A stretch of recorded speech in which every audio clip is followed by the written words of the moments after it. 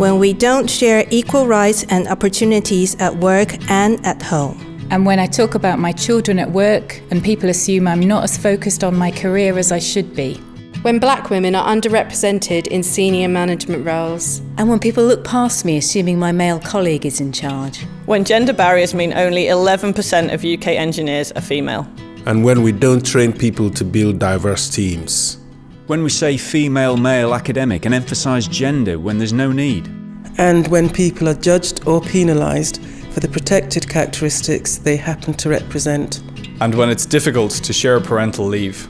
When we don't have absolute freedom of expression. And when we don't respect privacy and ensure dignity at work for trans staff and students. When it's perceived that field research can only be undertaken by men.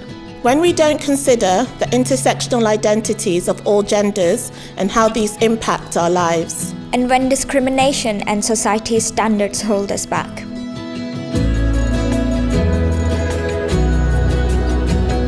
A future that is socially fair and where differences are cherished and not discriminated against.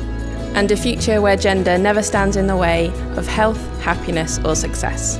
The day when people don't roll their eyes when I talk about gender equality, or assume I think male colleagues are inferior. And the day when everyone can express themselves freely without any inhibitions. A time where more women of colour are empowered to become entrepreneurs, community leaders and change agents. And a completely inclusive environment for trans staff and students. A future where every single person has the opportunities to build the life they want. And a future where our differences aren't collected as evidence of fair-mindedness.